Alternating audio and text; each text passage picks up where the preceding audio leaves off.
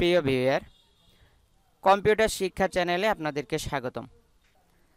যারা অনার্স ভর্তির জন্য সিলেক্টেড হয়েছেন তারা কিভাবে আপনাদের এই নিশ্চয়নটা করবেন আর কি কি কাগজপত্র লাগবে সেই বিষয়গুলো কিন্তু আজকে আপনাদেরকে জানিয়ে দেব। মানে অনার্সে ভর্তি হতে কত টাকা লাগবে এবং কি কি কাগজপত্র লাগবে, 2022 অনার্স অ্যাডমিশন ফি এবং জরুরি পেপারস যেগুলো লাগবে সেগুলো নিয়ে কিন্তু আজকে আমরা আলোচনা করব। সেজন্য অবশ্যই আমাদের কম্পিউটার শিক্ষা চ্যানেল আপনারা সাবস্ক্রাইব করে রাখতে হবে।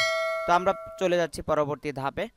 তো আমরা এখানে দেখব 20 জুন 2022 তারিখ 2021-22 শিক্ষাবর্ষ অনার্স একম বর্ষ ভর্তি কার্যক্রমে একম মেরিট লিস্ট প্রকাশ করা হয়েছে এবং 21 জুন থেকে জাতীয় বিশ্ববিদ্যালয়ের অধীনে সরকারি বেসরকারি কলেজে একযোগে ভর্তি নেওয়া হবে।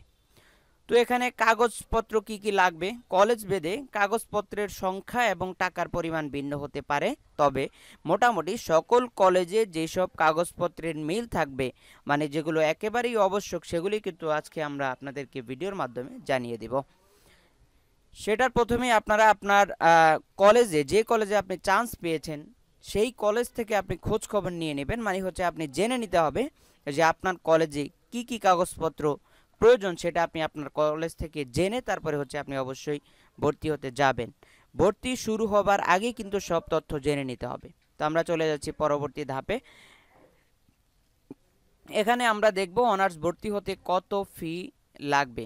সরকারি কলেজে সর্বোচ্চ 6,000 টাকা বা তার কম অথবা বেশি, হালকা কিছু কম বেশি হতে পারে, কিন্তু বেসরকারি কলেজ ভেদে স্থান কাল পাত্র ভেদে মানে আপনার কলেজ ভেদে আপনার 7,000 টাকা থেকে 20,000 টাকার কম বেশি হতে পারে। সেটা আপনারা আপনাদের স্ব কলেজ থেকে জেনে নেবেন। এরপরের ধাপে আমরা চলে যাচ্ছি। এ ধাপে আমরা দেব অনার্সে ভর্তিতে প্রয়োজনীয় কাগজপত্রের তালিকা, কি কি কাগজপত্র প্রয়োজন হতে পারে সেগুলো আমরা দেখে নেব। এখানে আমরা দেখতে পাচ্ছি চূড়ান্ত ভর্তি ফর্ম অনলাইন থেকে সঠিকভাবে পূরণ করে ডাউনলোড করতে হবে। মানে আমরা অনলাইনে যে ফর্মটা পূরণ করেছি সেটা আপনাকে ডাউনলোড করে রঙিন কপি করে আপনার কাছে রাখতে হবে। সেটা আবার 2 থেকে 3টা ফটোকপি করে সঙ্গে নিয়ে যেতে হবে। মানে আপনার কাছেও সেটার ফটোকপি রাখতে হবে আর আপনার কলেজেও কিন্তু সেটা জমা দিয়ে দিতে হবে। এরপরে এসএসসি ও এইচএসসি পাশের মূল মার্কশিট অথবা একাডেমিক ট্রান্সক্রিপ্ট এবং 2 কপি করে ফটোকপি করে নিয়ে যেতে হবে এবং অনেকগুলো করে ফটোকপি আপনি আপনার কাছে রাখতে হবে, যাতে কাগজপত্র জমা দেওয়ার পরবর্তী সময়ে আপনার প্রয়োজন হলে আপনি যাতে কলেজে দৌড়ঝাঁপ করা না লাগে সেজন্য অবশ্যই আপনি নিজে করে নেবেন।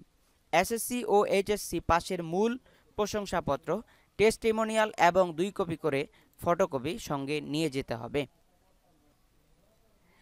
এসএসসি ও এইচএসসি পাশের মূল প্রবেশপত্র, অ্যাডমিট কার্ড এবং 2 কপি করে ফটোকপি নিয়ে যেতে হবে। এসএসসি ও এইচএসসি পাশের মূল রেজিস্ট্রেশন কার্ড এবং 2 কপি করে ফটোকপি এর সঙ্গে নিয়ে যেতে হবে। শিক্ষার্থীর পাসপোর্ট সাইজের ছবি 5 থেকে 10 কপি এবং স্ট্যাম্প সাইজের ছবি 2 থেকে 5 কপি নিয়ে যেতে হবে। কলেজ ভেদে ছবি কম বেশি লাগতে পারে, সেটা আপনার কলেজের প্রয়োজনীয় তথ্য জেনে আপনি এগুলো জমা দিয়ে দেবেন। পিতা অথবা অভিভাবকের পাসপোর্ট সাইজের 2 থেকে 5 কপি ছবি এবং স্ট্যাম্প সাইজের 2 থেকে 5 কপি ছবি সেখানে জমা দিয়ে দিতে হবে।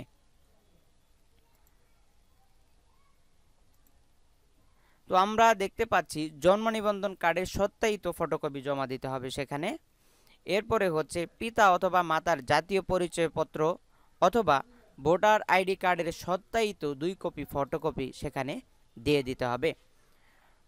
পাঠ বিরতি বা শিক্ষা বিরতি সনদপত্র, মানে কেউ যদি কয়েক বছর 1 থেকে 2 বছর ইন্টারমিডিয়েট পাস করে আপনি যদি গ্যাপ করে তারপরে আবেদন করে থাকেন, যদি আপনার গ্যাপ হয়ে থাকে 2-1 বছর, তাহলে আপনার সেক্ষেত্রে পাঠ বিরতি বা শিক্ষা বিরতি সনদপত্র 2020 সালে এইচএসসি পাস করেছে শুধু তাদের জন্য প্রযোজ্য, যারা 2020 সনে পাস করেছে শুধু তাদের জন্য।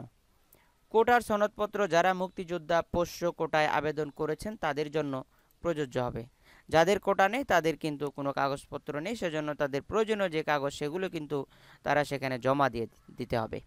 বিশেষ দ্রষ্টব্য: প্রতিটি কাগজপত্র কলেজে জমা দেওয়ার আগে নিজের কাছে 2 থেকে 3টা করে ফটোকপি করে রাখবেন, যাতে করে আপনি অন্য কাজে লাগাতে পারেন। কারণ জমা দিয়ে দিলে মানে হচ্ছে আপনার কলেজে যদি আপনার প্রয়োজনীয় মূল কাগজগুলো জমা দিয়ে দেন, সেক্ষেত্রে কিন্তু এই কাগজগুলো আপনি আর রিটার্ন পাবেন না। মানে হচ্ছে আপনি যখন অনার্স কমপ্লিট করবেন তারপরেই কিন্তু আপনাকে কাগজগুলো তারা রিটার্ন করবে। এছাড়া আপনি যদি কাগজগুলো পেতে চান, আপনার কাগজগুলো পেতে হয়তোবা সময় লাগতে পারে। সেজন্য প্রয়োজনীয় কাগজপত্র আপনি আপনার কাছেই রেখে দিবেন, যাতে করে আপনি পরবর্তীতে যেই কোনো জায়গায় কাগজপত্র জমা দিতে হলে আপনার সেই ফটোকপি দিয়েই কিন্তু আপনি আপনার কাজগুলো সেরে নিতে পারবেন।